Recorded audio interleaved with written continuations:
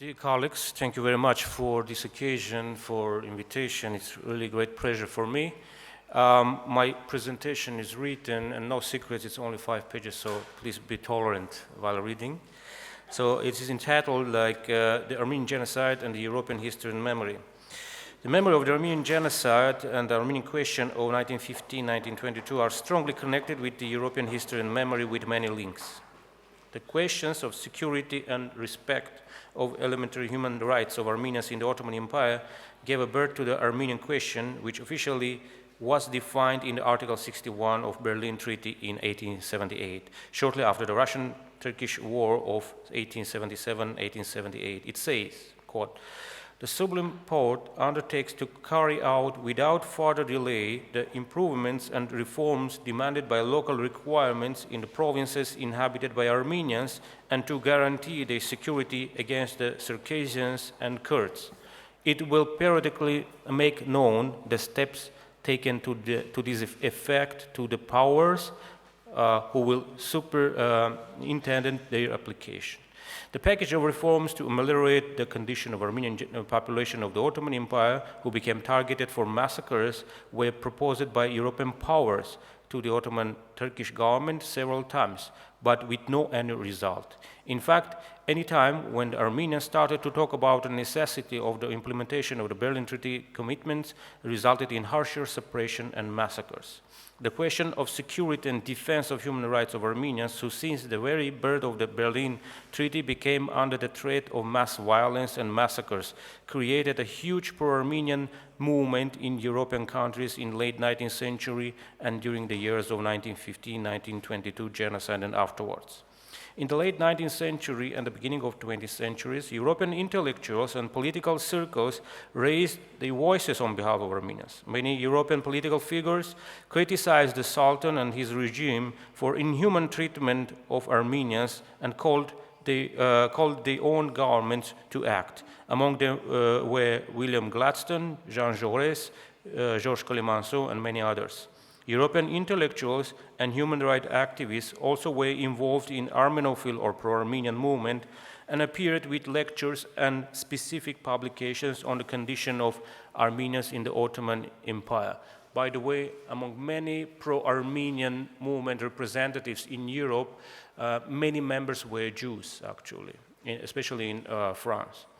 Among them, Anatole France, George Brandes, Fridtjof Nansen became part of humanitarian reaction of Europe touching the issue of Armenia and the settlement of consequences of Armenian genocide. During the First World War, when European nations were involved in bloody fightings, the issue of Armenian genocide and the destruction of Armenians were under the attention of the world leaders and governments. In May 1915, Great Britain, Russia, and France appeared with the historical and unprecedented declaration called Young Turks for about, as quotation of this famous and historical declaration, for about a month, the Kurd and Turkish population of Armenia has been massacring Armenians with the connivance and often assistance of Ottoman authorities. In view of those new crimes, just a very important word, new crimes of Turkey against humanity and civilization, the Allied governments announced publicly to the Sublime Porte that they will hold personally responsible for these crimes all members of Ottoman government and those of the agents who are implicated in such massacres. This is a historical document in point of view of international law, and it was regarded as a precedent for Nuremberg also in 1945. Winston Churchill described the massacres as, quote, administrative holocaust, and noted that the clearance of the race from Asia Minor was about as complete as such as an act on a scale so great could well be. There is no reasonable doubt that this crime was planned and executed for political reasons. The opportunity presented itself for clearing Turkish soil of a Christian race opposed to all Turkish ambitions, cherishing national ambitions that could only be satisfied at the expense of Turkey, and planted geographically between Turkish and Caucasian Muslims, end of quote. Although Germany was not involved directly in deporting or massacring Armenians of the Ottoman Empire, huge burden of responsibility lays on Germany, especially the German military leadership controlling all power structures in the Ottoman Turkey.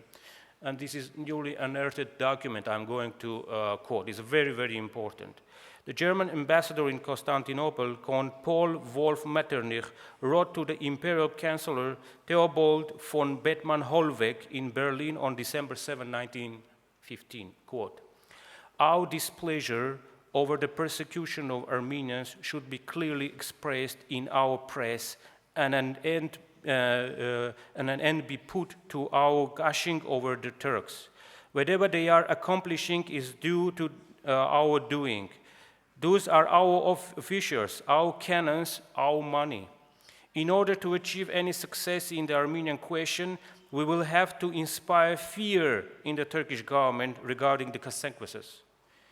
If, for military considerations, we do not dare to confront with a firmer stance, then we will have no choice but to stand back and watch how our ally continue to massacre."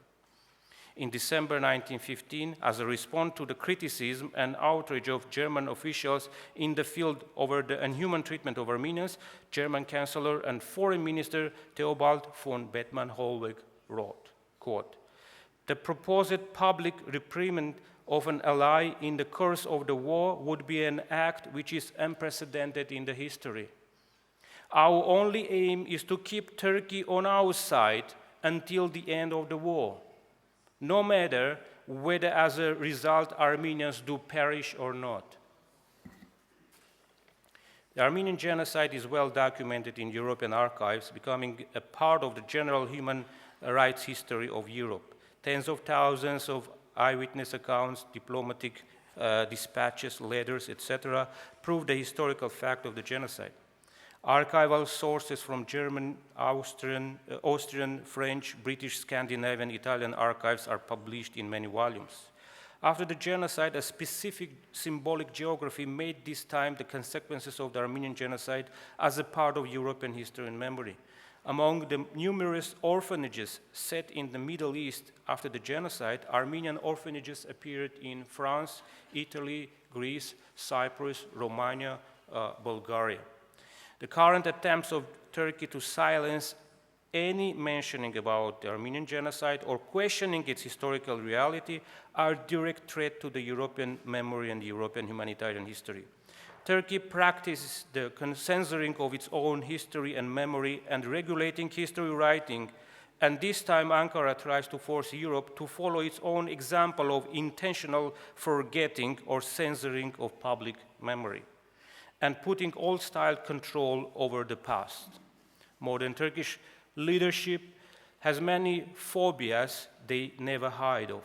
Those include the fear of Ankara on possible reparation, which are linked to the crimes and deportation of native population from Anatolia to Western Armenia, Armenians, Greece, and Assyrians. Within the last decade, Turkish leadership appeared with the proposal to set a commission of historians to discuss common pain or events of 1915. This proposal to discuss the Armenian genocide issue with historians is perfectly clear, a clear attempt at making the issue disputable, rather accept the crimes committed and face with the necessity of elimination of its consequences. They try keeping clear their faces before the world community. It has many objectives. First, the Commission will give Turkey the opportunity to debate the validity of historical facts and have long been supported by reliable international sources. Second, the objectivity and genuine intentions to learn the truth will be difficult to enforce since Turkey has been for decades viewing the recognition of Armenian genocide as a part of serious threat to the national security. Therefore, it is not likely to accept the consequences of an objective discussion. Any evidence which does not conform to its own version of history and does not serve its political interests will be denied.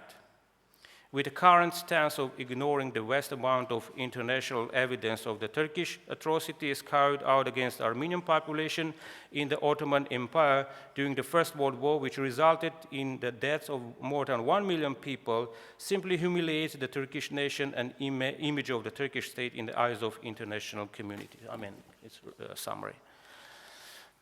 Summary, the Armenian genocide is a part of history and memory of Europe. It is well documented in European archives with numerous documents. Representing as a reaction to gross violation of human rights in the Ottoman Empire, the Armenian question and the genocide are strongly connected to the European humanitarian history. Current attempts of Ankara to blockade Armenia border is still closed because Turkey put precondition. Number one precondition is to forget, to stop to talk about Armenian genocide. Europe with Turkey is closed already 24 years. It is last border from the Cold War period, still closed.